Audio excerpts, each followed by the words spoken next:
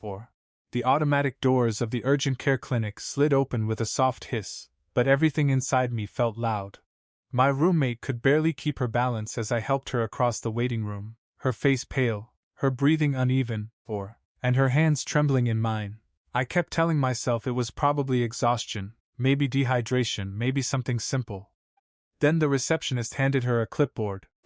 She filled it out slowly while I stood a few feet away trying not to panic. A moment later she pushed the form back across the counter, and as it turned slightly toward me, one line caught my eye.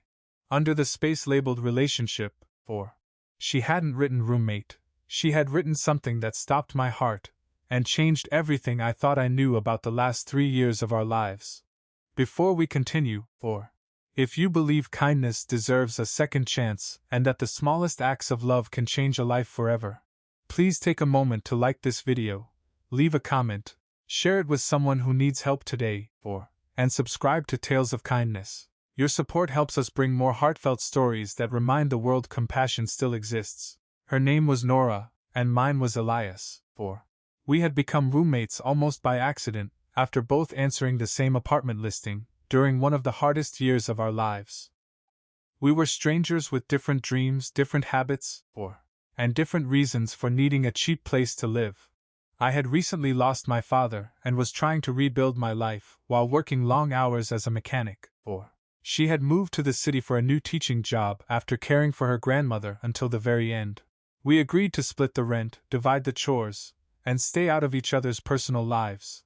It sounded simple. Life, however, had other plans. Months slowly became years. We learned each other's routines without even trying. She always left fresh coffee on the counter before leaving for school, even on mornings when she barely had time herself. I quietly repaired broken things around the apartment before she noticed them. We celebrated birthdays with homemade dinners, because neither of us could afford expensive gifts. We sat on the tiny balcony after difficult days, watching the afternoon sunlight fade across the buildings while saying almost nothing. Somehow silence became our language. We never called it friendship, because it had quietly become something much deeper than either of us was willing to admit. Still, fear has a strange way of disguising itself as comfort. I convinced myself she deserved someone more successful, someone with a polished career and a bigger future. She never spoke about dating anyone seriously, and I never asked. It felt safer to protect what we already had than risk losing it by speaking the truth. Looking back now, I realize that some of life's greatest regrets are created by words left unspoken. That morning had started like any other. The sunlight filled the kitchen as Nora laughed about one of her students who insisted clouds were giant floating sheep. Halfway through breakfast, her smile disappeared. She grabbed the edge of the table as dizziness overtook her. Within seconds, she nearly collapsed. I caught her before she hit the floor and rushed her into my truck without thinking twice. Every red light felt endless. Every minute stretched into an hour. Inside the clinic, nurses quickly led her away for initial tests. I remained in the waiting room, staring at the floor, while my imagination created 1,000 terrible possibilities. Then I remembered the registration form.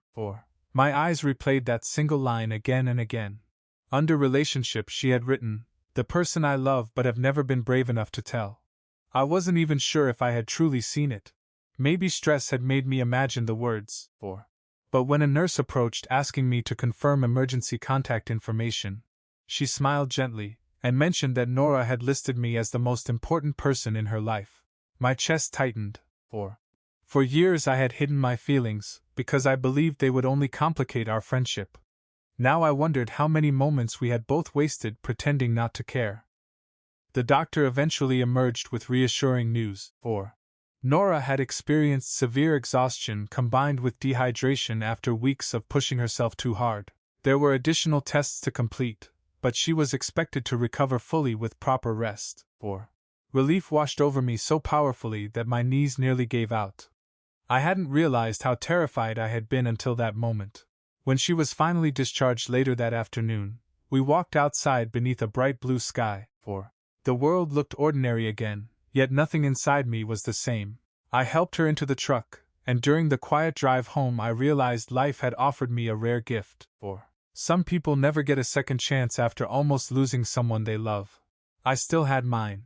The following days became slower. She was ordered to rest, so I handled the grocery shopping, cooked meals that were probably too simple, and made sure she drank enough water. She apologized for being a burden almost every day, but caring for her never felt like an obligation. It felt like finally becoming honest through actions, even before finding the courage for words. One afternoon, while cleaning the living room, I found a small notebook tucked beneath the couch. I wasn't looking for secrets, but it slipped open when I picked it up. Before I closed it, one sentence written across the page caught my attention. It simply read that sometimes the greatest love stories are hidden inside ordinary apartments, where two frightened people spend years, pretending friendship is enough. I carefully closed the notebook without reading another word. I didn't need to, I already understood. That evening I prepared dinner, opened every window, and let the warm daylight fill the apartment we had shared for so long. Instead of hiding behind fear, I finally told her everything that had lived silently inside my heart since the first year we met. I admitted how every ordinary day had become extraordinary because she was part of it. I confessed that losing her, even for a few terrifying hours, had shown me that love delayed is sometimes love almost lost. Her eyes filled with tears before a smile slowly replaced them. She admitted she had written those words on the clinic form because she honestly believed something serious might happen that day.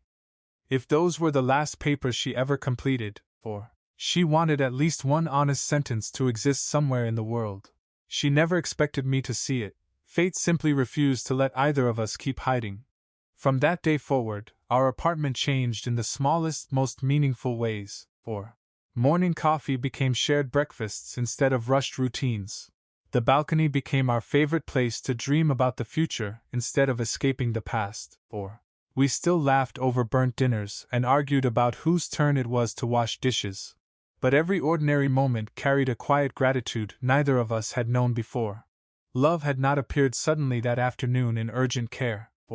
It had been growing patiently through thousands of unnoticed acts of kindness, until one frightening day finally gave it permission to be seen.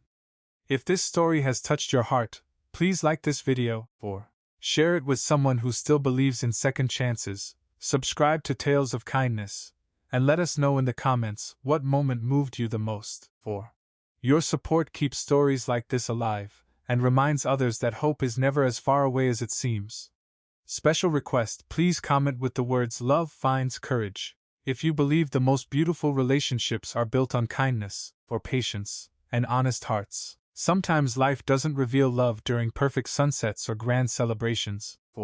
Sometimes it reveals it under the harsh lights of an urgent care clinic, on a simple form in a single handwritten sentence that changes everything. And perhaps the greatest miracle isn't surviving the frightening moments at all. Perhaps it's finally finding the courage to stop hiding from the people who have quietly become home all along.